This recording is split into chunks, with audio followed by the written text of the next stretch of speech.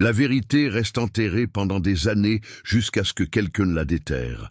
Mon nom est Élise Fournier. Je suis la seule survivante d'une famille, emprisonnée sous une église rurale. 20 ans plus tard, j'aille retrouver les responsables de notre cauchemar. Et j'aille fait en sorte qu'ils payent tous. Je n'ai pas toujours été cette personne. Cette femme froide et déterminée qui planifie sa vengeance comme d'autres planifient leurs vacances. Autrefois, j'étais simplement la petite Élise, la cadette d'une famille aimante de 5 personnes. Nous vivions dans le petit village de Saint-Martin-des-Bois, à 3 heures de Paris. Mon père Marc était médecin généraliste, ma mère Claire enseignait à l'école primaire, mon frère aîné Thomas avait 16 ans et ma sœur Marie 14. Moi j'étais la petite dernière, avec seulement 6 ans. Notre maison se trouvait légèrement à l'écart du village. Une vieille bâtisse en pierre aux volets bleus, avec un jardin où je passais mes journées à jouer. Je me souviens encore du parfum des roses que ma mère cultivait avec passion, de la balançoire que mon père avait installée sous le grand chêne, des rires de Thomas et Marie quand nous jouions à cache-cache entre les arbres. Le bonheur avait une odeur, une couleur, une texture. Le bonheur était notre quotidien. Le village comptait à peine 300 habitants. Tout le monde se connaissait. Le boulanger, Monsieur Moreau, gardait toujours une petite brioche pour moi quand j'accompagnais ma mère. La pharmacienne, Madame Leroy, offrait des bonbons à la menthe aux enfants sages. Et puis il y avait l'église, la chapelle Saint-Michel, un bâtiment de pierre grise datant de l'époque coloniale, perché sur une petite colline à l'entrée du village. Nous n'étions pas particulièrement religieux. Nous allions à la messe pour les grandes occasions. Pâques, la Toussaint. Eh bien, Noël.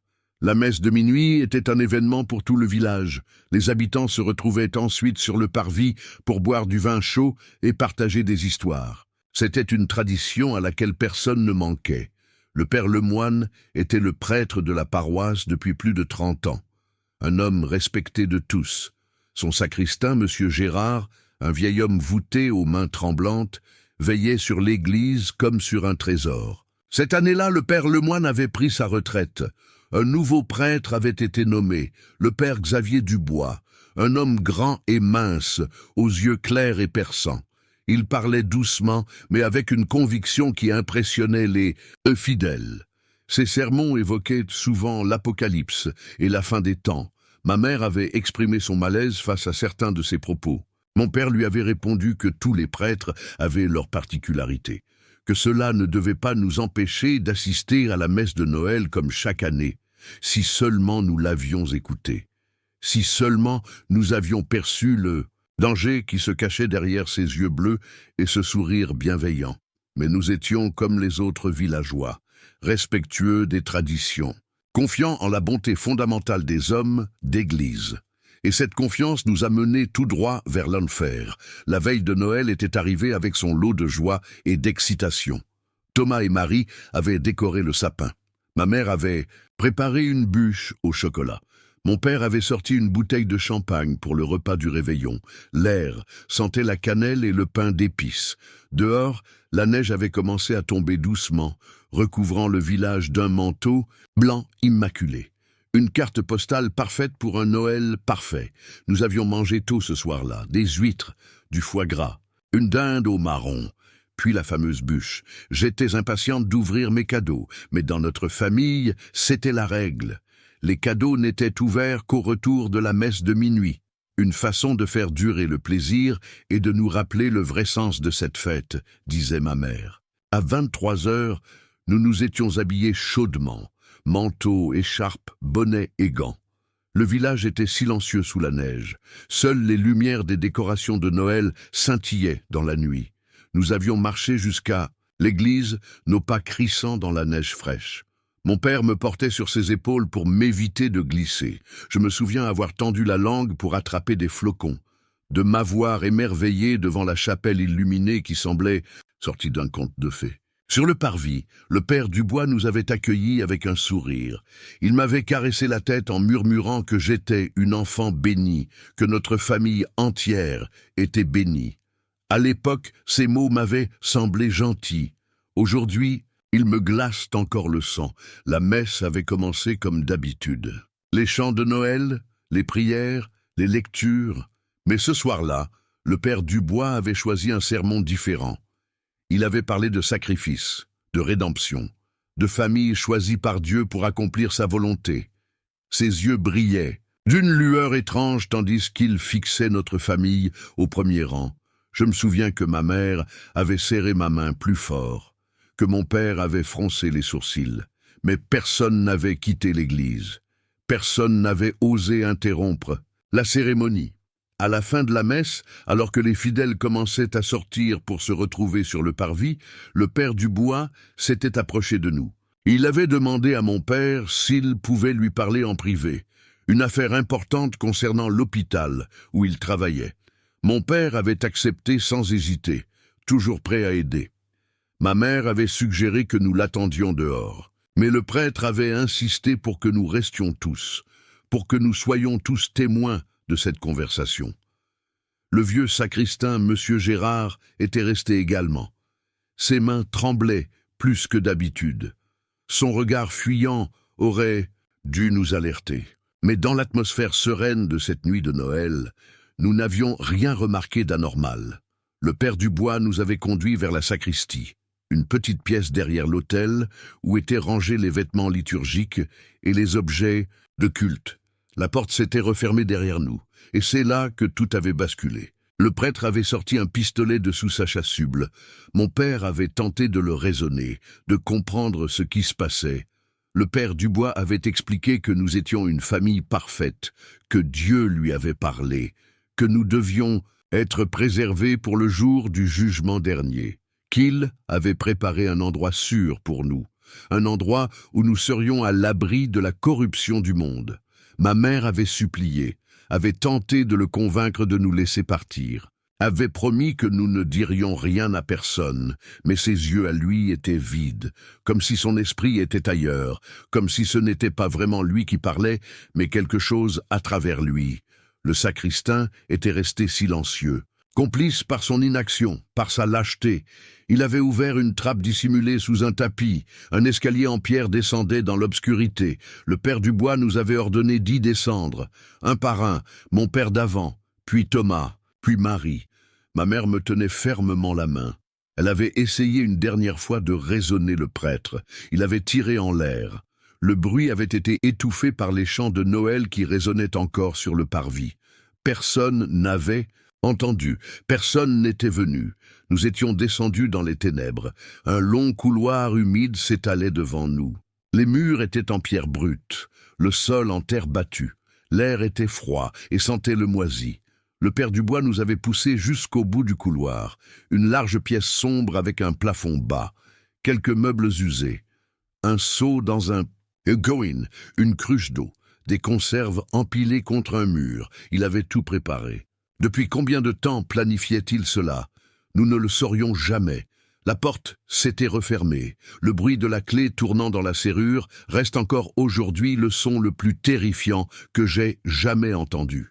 Nous étions prisonniers, enterrés vivants sous une église où personne ne penserait à nous chercher. Les premiers jours, nous avions gardé espoir. Les gens du village remarqueraient notre absence, nos amis, les collègues de mes parents. Quelqu'un viendrait nous chercher, mais le père Dubois avait pensé à tout. Il avait envoyé des messages en notre nom, une urgence familiale à Paris, un départ précipité, des excuses pour les absences imprévues. Les gens avaient cru à cette histoire. Pourquoi en aurait-il été autrement? Les prêtres ne mentent pas. Le temps s'était étiré dans notre prison souterraine. Sans lumière naturelle, nous avions perdu la notion des jours et des nuits. Mon père avait tenté de garder le compte en faisant des marques sur le mur avec une pierre.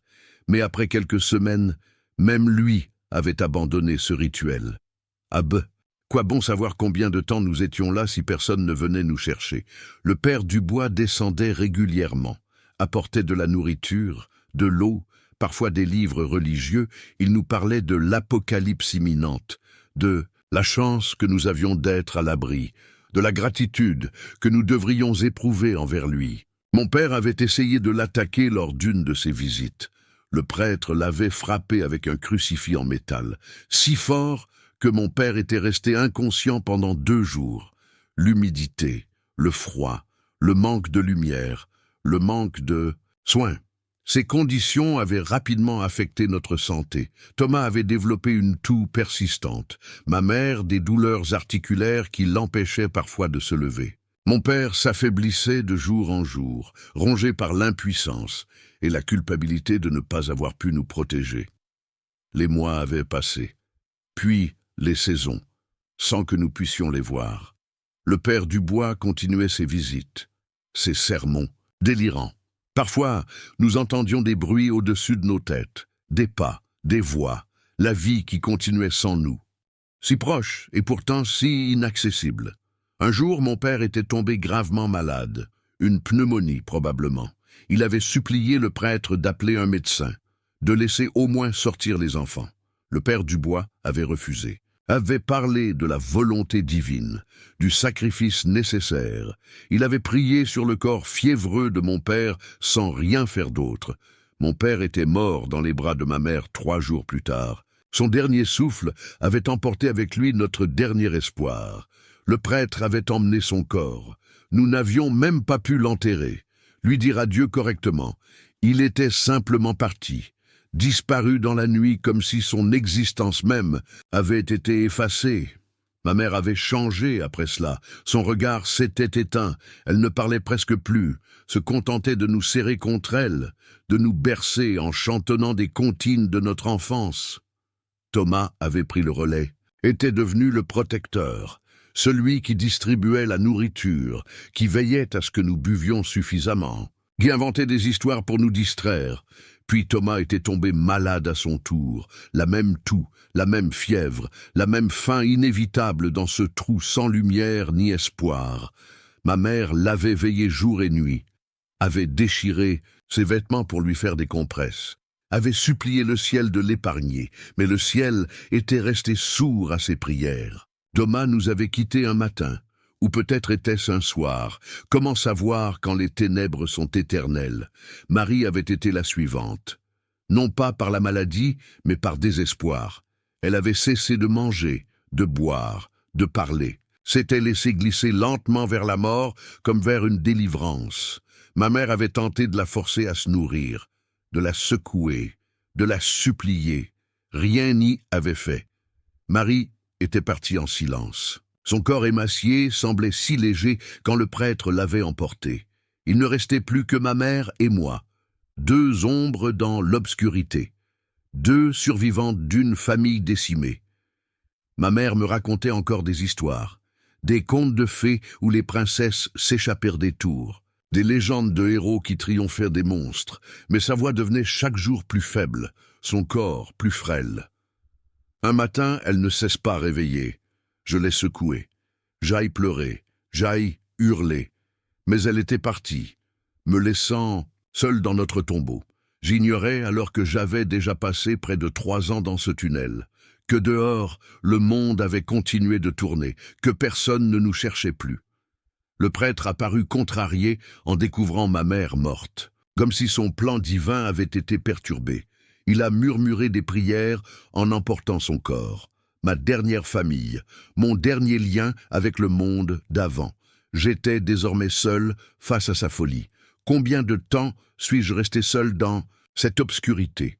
Des semaines, des mois peut-être. Je parlais aux fantômes de ma famille pour ne pas oublier le son de ma propre voix. Je chantais les comptines que ma mère m'avait apprises. Je récitais les poèmes que mon père aimait tant. Je m'imaginais dehors, courant dans l'herbe sous le soleil. Puis un jour, tout a changé. Des bruits inhabituels au-dessus de ma tête, des pas nombreux, des voix de femmes, des exclamations de surprise, la trappe qui s'ouvre, la lumière qui m'aveugla après tant d'années de ténèbres, et ces silhouettes en habits de religieuses qui me découvrirent, recroquevillées dans un coin, à moitié sauvage, à moitié morte. Les premières semaines après ma libération restent floues dans ma mémoire. Un brouillard de visages inconnus, de voix douces, de mains qui me soignent. J'apprends plus tard que le père Dubois avait été transféré dans une autre paroisse suite à des plaintes concernant ses sermons inquiétants. que le vieux sacristain, Gérard, mourant, avait confessé notre emprisonnement à la nouvelle mère supérieure du couvent voisin, qu'une expédition avait été organisée pour vérifier ses dires, et qu'il m'avait trouvé, moi, l'enfant fantôme, l'unique survivante, d'une famille oubliée. Les sœurs m'avaient emmené au couvent, loin des regards, loin des questions, une décision motivée par la compassion, mais aussi par la peur du scandale. L'Église ne pouvait pas admettre qu'un de ses prêtres avait séquestré et causé la mort, d'une famille entière. Le sacristain était mort le lendemain de sa confession, le secret aurait pu mourir avec lui. Mais j'étais là, preuve vivante de l'horreur qui s'était déroulée sous la chapelle. J'avais 10 ans quand jaillit revue la lumière du jour. 4 années de ma vie volées dans l'obscurité, 4 années pendant lesquelles j'avais vu mourir chaque membre de ma famille. Mon corps était faible, mes yeux sensibles à la moindre lumière. Ma peau d'une pâleur de craie. Je ne savais plus comment vivre dans le monde normal, comment parler à d'autres personnes que les fantômes de mes proches. Sœur Marie-Thérèse était devenue ma tutrice principale, une femme austère mais gentille qui m'avait appris à réintégrer le monde des vivants, à manger à table, à dormir dans un lit, à supporter la lumière du jour, à parler à voix haute. Les progrès étaient lents, les cauchemars constants. Je me réveillais chaque nuit en hurlant, persuadé d'être encore dans le tunnel, d'être enterrée vivante sous l'église. Les autorités n'avaient jamais été informées de mon existence. Officiellement, toute ma famille avait péri dans un accident de voiture en rentrant de vacances. Une histoire fabriquée par la hiérarchie ecclésiastique pour expliquer notre disparition. Mes parents, mon frère, ma sœur, tous réduits à des noms sur une pierre tombale vide. Et moi, fantôme parmi les vivants, élevé en secret par des nonnes qui ne savaient pas vraiment quoi faire de cet enfant traumatisé tombé du ciel. J'avais appris la vérité sur le Père Dubois par bribes, par des conversations surprises entre les sœurs, par des documents trouvés dans le bureau de la mère supérieure. Il avait été diagnostiqué schizophrène des années auparavant, avait été traité, puis déclaré guéri. L'Église l'avait placé dans notre petit village, pensant que la vie rurale paisible lui conviendrait. Une erreur qui avait coûté la vie à ma famille. Il n'avait jamais été poursuivi pour ses crimes, avait été discrètement placé dans un établissement psychiatrique géré par l'Église, sous un autre nom, avec une autre histoire. Protégé par le secret de la confession et la peur du scandale. Quant au sacristain, sa complicité passive avait été pardonnée sur son lit de mort, son âme lavée de tout péché par une simple absolution. Tandis que moi, je vivais chaque jour avec les cicatrices de leur folie. L'adolescence m'avait apporté la colère, une rage sourde qui remplaçait peu à peu la peur et la tristesse. Je commençais à comprendre l'injustice de ma situation. L'Église, qui protégeait un meurtrier, qui m'avait caché au lieu de me rendre à ma famille élargie, qui avait enterré la vérité avec les corps de mes parents. À 16 ans, j'avais décidé de ne savoir plus. J'avais commencé à faire des recherches discrètes, à questionner les sœurs les plus âgées, à consulter les archives du couvent. J'avais découvert que j'avais une tante du côté de mon père, une sœur dont il parlait rarement, Catherine Fournier. Elle vivait à Lyon, n'avait jamais été informée de notre disparition. Pour elle aussi, nous étions morts dans un accident de voiture. Une nuit, j'avais pris ma décision. Je partirais, retrouverais cette tante, lui dirais la vérité. Ensemble, nous pourrions obtenir justice, faire payer ceux qui avaient détruit notre famille, révéler au monde la véritable histoire de la chapelle Saint-Michel et de son prêtre fou. J'avais préparé mon départ pendant des mois, économisé l'argent que les sœurs me donnaient pour mes petits travaux au couvent. Étudier les horaires de train, les itinéraires, je m'étais créé une fausse identité. Élise Martin, une orpheline élevée par les sœurs, une histoire suffisamment proche de la vérité pour être crédible sans révéler mon véritable passé. La veille de mes 18 ans, alors que je finalisais mon plan d'évasion, sœur Marie-Thérèse m'avait convoqué dans son bureau. Elle savait, avait trouvé mes notes, mes recherches. Elle ne m'avait pas sermonné comme je m'y attendais, n'avait pas tenté de me retenir, au contraire, Elle m'avait remis une enveloppe contenant de l'argent, des papiers d'identité à mon vrai nom, et une lettre expliquant tout ce qu'elle savait sur l'affaire. Elle m'avait avoué que certaines sœurs, dont elle, avaient toujours été opposées à la dissimulation de cette histoire, qu'elles avaient été contraintes au silence par la hiérarchie, mais que ma souffrance et celle de ma famille méritaient vérité et justice. Elle ne pouvait pas agir directement, mais elle pouvait m'aider à trouver mon chemin. Cette nuit-là, j'étais parti du couvent avec sa bénédiction silencieuse, vers Lyon, vers cette tante inconnue qui représentait mon dernier lien familial, vers la première étape de ce qui allait devenir ma quête de vengeance. Le choc sur le visage de Catherine Fournier quand j'avais sonné à sa porte reste gravé dans ma mémoire. Elle avait vu un fantôme, le visage de son frère dans les traits d'une jeune femme de 18 ans censée être morte depuis plus de 10 ans. Je lui avais tout raconté, le tunnel, la mort de mes parents, de Thomas, de Marie, les années au couvent, la dissimulation par l'église. Elle m'avait écouté sans m'interrompre, les larmes coulant silencieusement sur ses joues. Puis, elle m'avait prise dans ses bras, sa nièce ressuscitée, revenue d'entre les morts, pour révéler une vérité que personne ne voulait entendre. Ensemble, nous avions décidé d'agir, d'aller voir la police, de dénoncer le père Dubois et ses complices. Mais nous nous étions heurtés à un mur de silence et d'incrédulité. Sans preuve tangible, notre histoire semblait trop fantastique pour être crue. Un prêtre fou, une famille séquestrée, une survivante cachée par des nonnes. On nous avait poliment écoutés avant de nous éconduire, nous suggérant de consulter un psychologue plutôt qu'un officier de police. L'avocate que nous avions consultée ensuite avait été plus directe encore, sans corps, sans scène de crime préservée, sans témoin autre que moi et une religieuse. O.J., notre affaire était juridiquement morte avant même de commencer.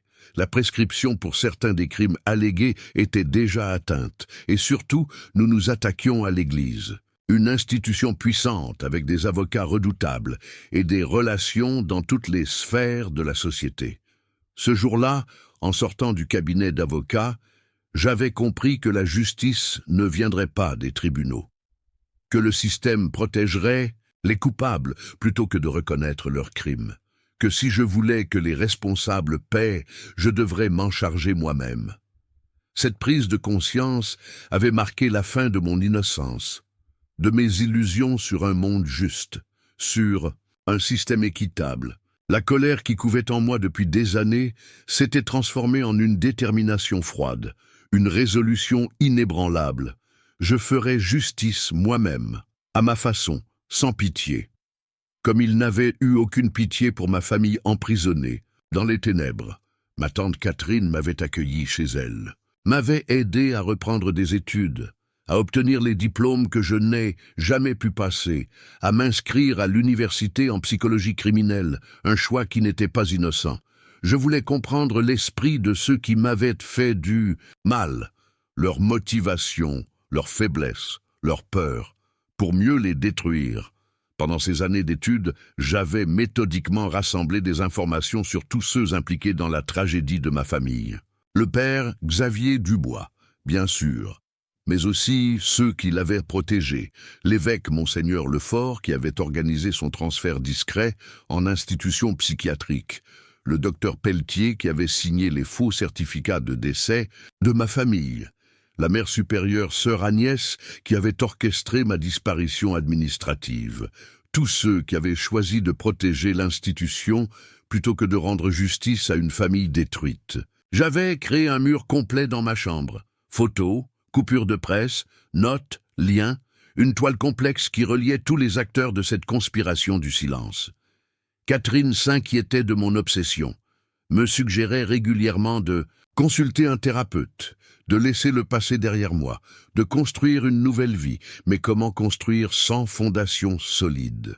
Comment avancer quand ceux qui ont détruit votre vie continuent la leur sans conséquence? À l'université, j'étais devenu ami avec Lucas Moreau, un étudiant en informatique brillant et marginal qui m'avait appris à naviguer dans les bases de données sécurisées, à récupérer des informations confidentielles, à créer de fausses identités numériques. des compétences qui me seraient précieuses pour la suite de mon plan. J'avais également rencontré Sophie Bertrand, une étudiante en droit qui travaillait à temps partiel dans un cabinet spécialisé dans les affaires ecclésiastiques. Une source d'informations inestimables sur le fonctionnement interne de l'Église, sur ses mécanismes de défense, sur ses points faibles. Ni Lucas ni Sophie ne connaissaient ma véritable histoire. Pour eux, j'étais simplement Élise, une étudiante brillante et discrète avec un intérêt marqué pour certains sujets spécifiques. Je les manipulais sans remords, utilisant leur expertise, leur accès, leur connaissance, pour alimenter ma vengeance. Ma licence obtenue, j'avais décidé de passer à l'action. J'avais commencé par localiser chacune de mes cibles. Le père Dubois était toujours dans son institution psychiatrique près de Bordeaux. Monseigneur Lefort avait pris sa retraite dans un luxueux appartement parisien. Le docteur Pelletier exerçait toujours dans une clinique privée à Marseille. Quant à sœur Agnès, elle vivait ses derniers jours dans une maison de retraite pour religieuses en Normandie. Pour chacun d'eux, j'avais élaboré un plan spécifique, adapté à leur personnalité, à leurs craintes, à leurs péchés. Ce ne serait pas une vengeance rapide et brutale, mais une destruction lente et méthodique. Je voulais qu'ils comprennent pourquoi ils souffraient, qu'ils fassent le lien avec leurs actes passés, qu'ils sachent que la petite fille qu'ils avaient enterrée était revenue les hanter. J'avais commencé à rassembler les outils nécessaires, un ordinateur portable non traçable, des téléphones prépayés, de faux papiers d'identité, des vêtements neutres et facilement oubliables, une voiture de location au nom d'une identité fictive, de l'argent liquide retiré petit à petit pour ne pas éveiller les soupçons. Ma tante avait fini par découvrir l'étendue de mes préparatifs. Un soir, elle était entrée dans ma chambre sans frapper, avait vu les photos, les plans, les notes détaillées sur chacune de mes cibles. Son visage s'était décomposé. Elle m'avait supplié d'abandonner, de laisser Dieu juger les coupables, de ne pas ruiner ma vie pour une vengeance qui ne ramènerait pas ma famille. Je lui avais répondu que Dieu nous avait abandonnés dans au tunnel obscur, qu'il avait laissé mourir mon père, mon frère, ma sœur, ma mère, qu'il avait permis à un homme fou de parler en son nom, que si justice devait être rendue, ce serait par ma main, non par celle d'un Dieu absent ou d'un système corrompu. Catherine avait pleuré, m'avait dit qu'elle ne pouvait pas cautionner mes actes, qu'elle m'aimerait toujours, que la porte de sa maison me resterait ouverte, mais qu'elle ne pouvait pas être complice de ce que je m'apprêtais à faire. Je l'avais embrassé, l'avais remercié pour tout, et lui avait dit adieu, sachant que lorsque nous nous reverrions, je ne serais plus la même personne. J'avais loué un petit appartement à Paris sous une fausse identité, un endroit anonyme, fonctionnel, sans âme, parfait pour servir de base à mes opérations. J'avais installé mon matériel, mes plans, mon mur de photos et de notes. Ma nouvelle vie commençait. Une vie dédiée à une seule mission, faire payer ceux qui avaient détruit ma famille. Là, premier sur ma liste, était le docteur Pelletier, le médecin qui avait signé les faux certificats de décès, qui avait permis à l'Église de faire disparaître officiellement ma famille, de m'enterrer administrativement avec eux. Je l'avais étudié pendant des mois. Je connaissais ses habitudes, ses vices, ses secrets. Le docteur menait une double vie. Respectable médecin le jour, joueur compulsif la nuit. Il fréquentait régulièrement des cercles de jeux clandestins où il perdait des sommes considérables. Pour financer son addiction, il avait commencé à falsifier des ordonnances, à prescrire des médicaments à des patients fantômes, à revendre les prescriptions au marché noir. Un arrangement lucratif mais extrêmement risqué pour un médecin de son standing. Cette faille était ma porte d'entrée. J'avais rassemblé des preuves de ses activités illégales, ordonnances falsifiées, relevés bancaires suspects, témoignages, anonymes de pharmaciens, un dossier complet qui pourrait détruire sa carrière, sa réputation, sa vie.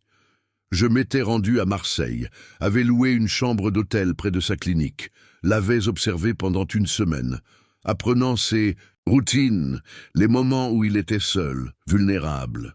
Un soir, je l'avais suivi jusqu'à un de ses cercles de jeu, avais attendu qu'il en sorte, ivre et déprimé, après avoir perdu une somme importante. Je l'avais abordé à ce moment précis, me présentant comme une journaliste enquêtant sur les abus dans le milieu médical. Son visage avait blêmi quand j'avais mentionné les ordonnances falsifiées, les prescriptions douteuses. Il m'avait proposé de l'argent pour mon silence. Comme c'était prévisible, je lui avais fixé un rendez-vous pour le lendemain, dans un café discret, pour discuter des modalités de notre arrangement. Ce soir-là, dans ma chambre d'hôtel, j'avais finalisé la deuxième phase de mon plan. J'avais préparé le dossier complet sur ses activités illégales, mais aussi un second dossier sur son implication dans la disparition de ma famille. Les faux certificats de décès, la complicité avec l'Église, les preuves que j'avais patiemment rassemblées au fil des années. Au café, le lendemain, il était arrivé nerveux, transpirant, regardant constamment par-dessus son épaule. Je l'avais laissé parler, proposé une somme, supplié. Puis j'avais posé les deux dossiers sur la table. Lui avait révélé ma véritable identité. Élise Fournier, la fille qu'il avait déclarée morte 12 ans plus tôt. Le fantôme revenu le hantait. Son visage s'était décomposé. Il avait tenté de nier, de prétendre qu'il ne savait pas de quoi je parlais. Mais ses yeux affolés trahissaient la vérité. Il se souvenait, avait toujours su ce qu'il avait fait. Il m'avait alors supplié, m'avait dit qu'il n'avait pas eu le choix, que l'Église l'avait forcé, qu'il avait une famille à nourrir, des excuses pathétiques qui n'avaient fait qu'attiser ma colère. Je lui avais alors présenté mon ultimatum. Il avait deux options. Soit j'adressais le premier dossier aux autorités médicales et à la police, détruisant instantanément sa carrière et l'envoyant probablement en prison, soit il suivait mes instructions à la lettre, confessait publiquement son rôle dans la disparition de ma famille, témoignait contre l'Église et les autres complices. En échange, je garderais le silence sur ses activités illégales. Il avait choisi la seconde option, comme je le savais, comme je l'avais planifié. Ce n'était pas seulement la peur de la prison qui le motivait, mais la culpabilité qui le rongeait depuis toutes ces années, la chance de se racheter, de soulager, sa conscience. Je lui avais donné 2 semaines pour mettre ses affaires en ordre, pour préparer sa confession publique, pour affronter les conséquences de ses actes passés. Pendant ce temps, j'avais commencé à préparer ma confrontation avec la deuxième personne sur ma liste, Sœur Agnès. L'ancienne mère supérieure, qui avait orchestré ma disparition, qui avait choisi de me cacher plutôt que de me rendre à ma famille, de protéger l'Église plutôt que de protéger une enfant traumatisée. Elle vivait désormais dans une maison de retraite pour religieuses en Normandie, âgée de 86 ans, souffrant de problèmes cardiaques. Sa santé fragile ne m'était pas apparue comme un obstacle à ma vengeance, mais comme une opportunité.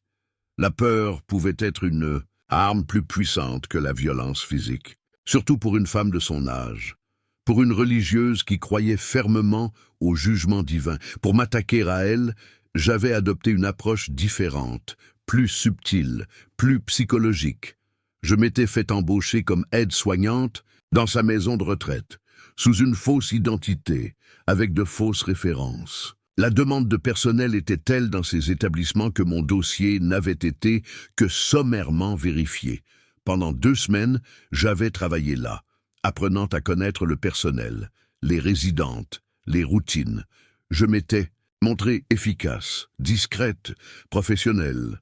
Personne ne soupçonnait mes véritables intentions, surtout pas Sœur Agnès qui me voyait simplement comme une nouvelle employée parmi tant d'autres.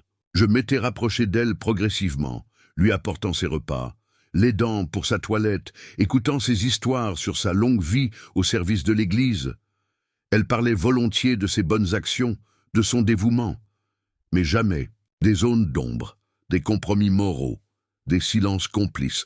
Un soir, alors que je l'aidais à se préparer pour la nuit, j'avais commencé à lui parler de Saint-Martin-des-Bois, du père Dubois, de la famille Fournier. Son visage avait changé instantanément. Ses mains s'étaient mises à trembler. Elle m'avait demandé comment je connaissais ces noms, ces histoires.